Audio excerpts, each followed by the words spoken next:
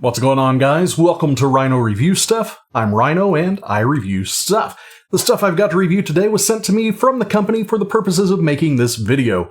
Nobody's previewed it, nobody told me what to say. This is all on me. Let's check it out.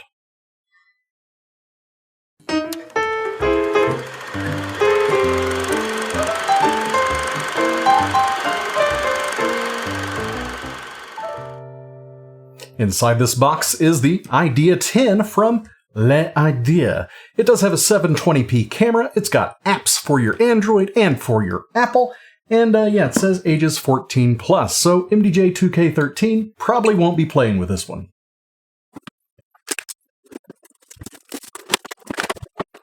We got a pretty hefty user manual here. It does have lots of different languages. I will predominantly be using English. Looks like we got a pack here with some extra blades and some little doodads.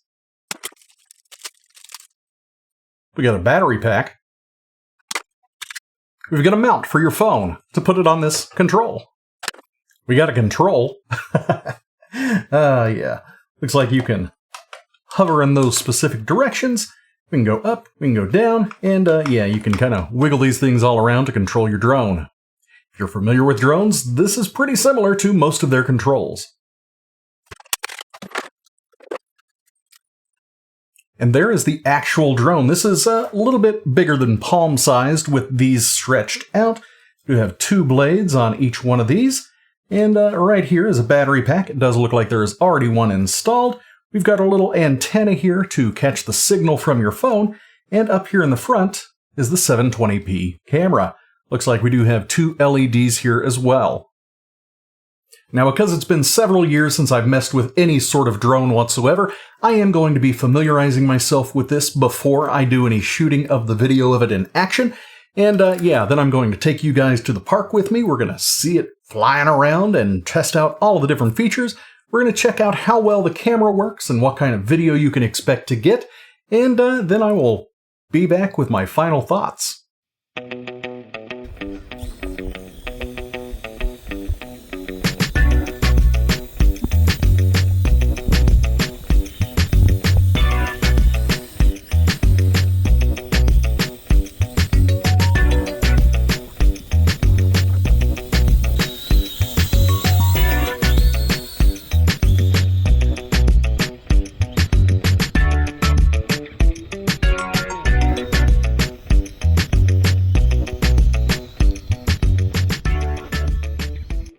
So let's talk final thoughts here of the Idea-10 Wi-Fi mini drone. It's got lots of positives, but there are some negatives. Positives: it does have Wi-Fi, and here's a little antenna dangling down there out of the bottom. It does stay connected fairly well, as long as it's within about 25 feet of you. After that, it loses connection with your phone, but you're still able to control it with the actual control, so I guess that's okay. It's rugged as heck.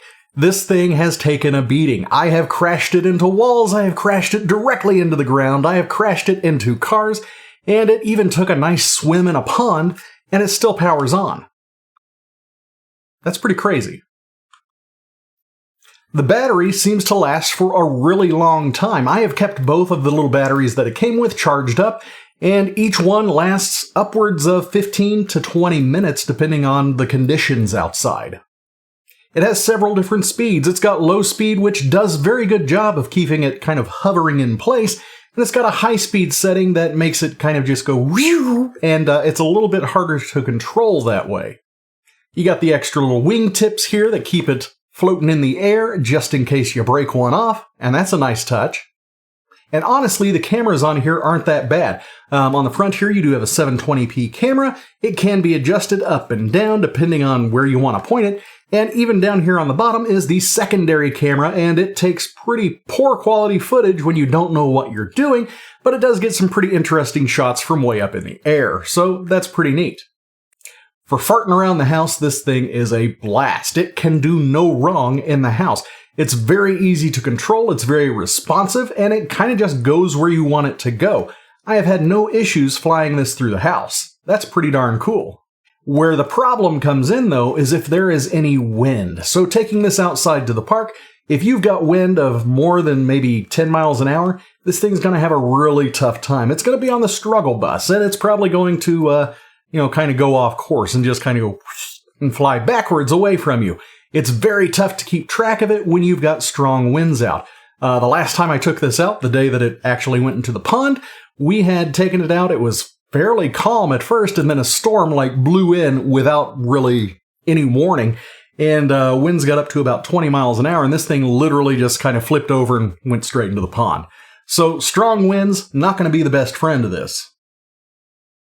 So overall, I've had a really good time playing with this drone for the past couple of weeks.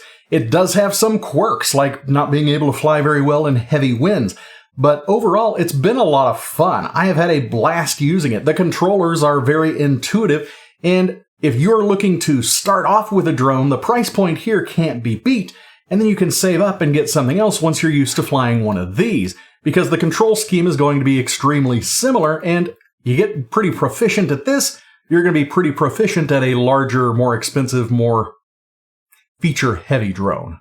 So do I recommend the Idea-10 Wi-Fi edition? Yeah, this is an excellent beginner drone. I definitely want to promote this thing.